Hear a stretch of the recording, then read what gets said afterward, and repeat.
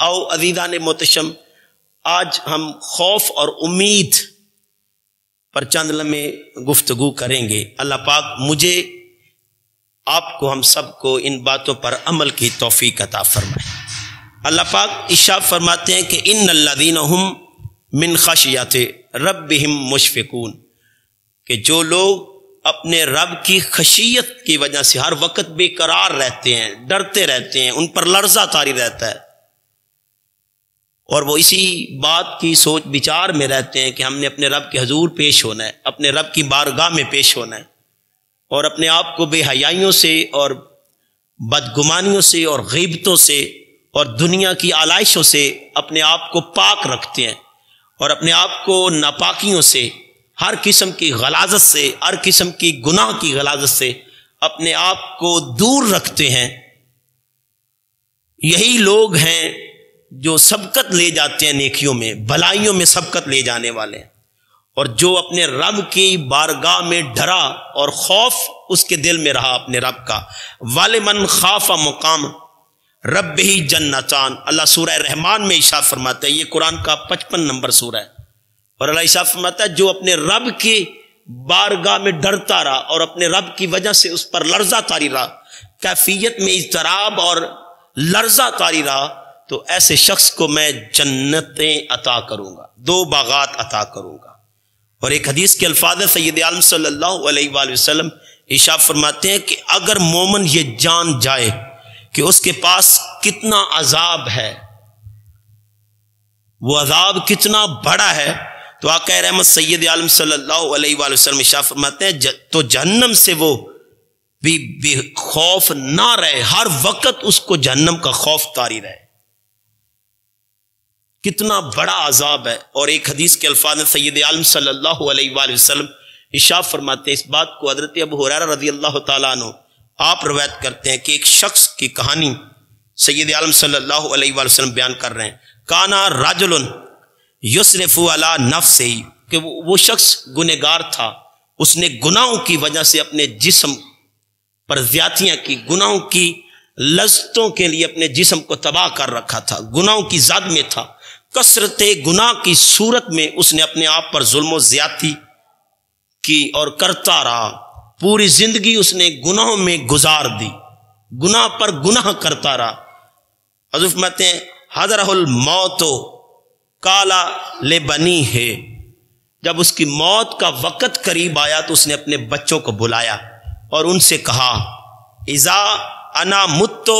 فاحرقونی، جب میں مر جاؤں تو مجھے جلا دینا،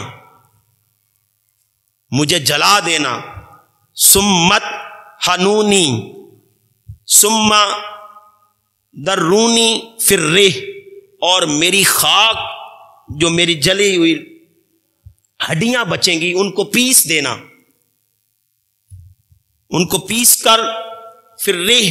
ہوا میں اڑا دینا، جو راکھ بنے پسی ہوئی راکھ ان کو ہوا میں اڑا دینا، سمت حنونی ثم ذرونی فی الریح، اور میری جسم کی ہڈیوں کو پیس کر، جو راکھ بنی اس کو پیس کر ہوا میں اڑا دینا۔ فواللہ، پھر اس نے قسم کھائی، اللہ کی قسم، لئن قدر علی ربی لا یعذبانی عذابا ما عذبہ احدا، اگر اللہ نے مجھے عذاب دیا اور میرے گناہوں پر پکڑ کر لی اور میں عذاب کا مرتکب ہوا تو مجھ سے بڑھ کر کوئی بھی عذاب کا مرتکب نہیں ہوگا، میں سب سے عذاب میں بڑھ جاؤں گا، اتنا بڑا عذاب مجھے اللہ دے گا۔ فلما مات فعل به ذلک، جب وہ مرا تو اس کے بچوں نے ایسے ہی کیا، اس کی وصیت کے مطابق لکڑیاں اکٹھی کی اور اس کی لاش کو اوپر رکھا اور آگ لگا دی، جلا دیا، اور راکھ جو پسی ہوئی تھی اس کو ہوا میں معلق کر دیا، اڑا دیا، ہوا میں شامل کر دیا۔ ماں اللہ پاک ارشاد فرماتے، اس سے پوچھتے ہیں جب وہ جلا، فقالا ما حملکا، اس کے بچوں نے ایسے کیا، فامر اللہ الارض، تو اللہ پاک نے زمین کو حکم دیا کہ اے زمین اس کی راکھ کو اکٹھا کر دے، جو بچوں نے ہوا میں اڑائی ہے اس کو اکٹھا کر دے. اجمعی ما فی کو من ہو، جو ہوا میں اڑائی گئی اس کو اجماع کر دے، جمع کر دے. ففعلت فاذا ہوا قائم، تو ہوا نے ایسے ہی کیا، بکھری ہوئی زمین نے ایسے ہی کیا. زمین کو اللہ نے حکم دیا کہ اس بکھری ہوئی راکھ کو ایک جگہ جمع کر دے، اور وہ اسی صورت میں کھڑا ہو گیا جس صورت میں وہ تھا، اپنی اصلی صورت میں کھڑا ہو گیا. فقالا ما حملک علی ما صنعت، اللہ پاک اس سے سوال کرتے ہیں میرے بندے یہ جو تو نے عمل کیا، یہ کام کیا، اس پر تجھے کس بات، اس حرکت پر تجھے کس بات نے مجبور کیا، تو نے ایسا کیوں کیا؟ تو نے اپنے آپ کو جلا ڈالا، اور جلانے کے بعد اپنے بچوں کو وصیت جو کی تھی کہ میری راکھ پیس دینا اور پسی ہوئی راکھ کو ہوا میں اڑا دینا، اس حرکت پر تجھے کس بات نے آمادہ کیا؟ تو اللہ پاک یہ سوال پوچھتے ہیں، تو وہ آگے سے جواب دیتا ہے کالا یا ربی خشیاتوں کا او کالا مخافتوں کا یا ربی، یا اللہ تیرے خوف نے مجھ پہ مجبور کر دیا، میں تیرا سامنا نہیں کر سکتا تھا تیرے ڈر کی وجہ سے. یا ربی خشیاتوں کا، تیرے ڈر نے، او کالا یا مخافتوں کا یا ربی، تیرے خوف نے، تیری خشیت اور تیرے خوف نے مجھے اس بات پر مجبور کیا کہ میں ایسا کروں. تو اللہ پاک اس خوف کی وجہ سے اسے کہیں گے فَغَفَرَ لَهُ، اس کو بخش دیا. تو جو بندہ اپنے رب کی بارگاہ میں ڈر جائے اور اس پر لرزہ طاری ہو جائے کہ میں نے اپنے رب کے حضور پیش ہونا ہے، رب کی بارگاہ میں حاضر ہونا ہے، تو جو رب کی بارگاہ میں پیش ہونے سے ڈر جائے اللہ پاک اسے معاف فرما دیتے ہیں. عزیزان محتشم، آقا رحمت سید عالم صلی اللہ علیہ وآلہ وسلم کی بارگاہ میں ایک شخص آتا ہے، وہ سیاقت الموت، موت کے قریب ہوتا ہے، شابن وہو فی الموت، وہ موت کے قریب تھا. فقالا کیفا تاجدو کا، حضور فرماتے ہیں تم اپنے آپ کو کیسے پاتے ہو صلی اللہ علیہ وآلہ وسلم؟ کالا واللہ یا رسول اللہ،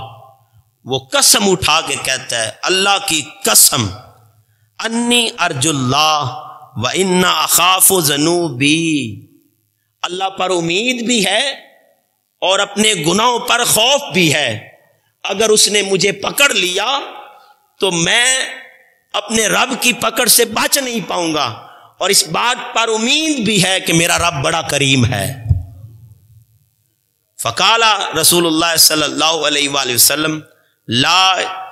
یجتمعان فی قلب عبد فی مثل ھذا الموطن الا اتاہ اللہ ما یرجو وامنہ مما یخاف. حضور سید عالم صلی اللہ علیہ وآلہ وسلم ارشاد فرماتے ہیں اس موقع پر کہ جب مومن کے دل میں یہ دونوں باتیں جمع ہو جاتی ہیں تو اللہ تعالیٰ اسے اس کے مطابق عطا فرماتا ہے جس کی وہ امید کرتا ہے، اور جس کا ڈر ہو اس سے امان دیتا ہے کہ تجھے ڈر ہے کہ گناہ کی وجہ سے وہ تجھے پکڑے گا، عذاب کا تو مرتکب ہو جائے گا، عذاب میں ڈالے گا. تو ڈر جائے تو اللہ پاک تجھے امان عطا فرما دے، اور تو اگر امید کر لے کہ میرا رب بڑا کریم ہے، رحم کرنے والا ہے، اور اپنے آپ کو گناہوں سے بچا لے اور اس امید پر اپنے آپ کو قائم کر لے، تو تیرا رب تیری امید کو توڑتا نہیں.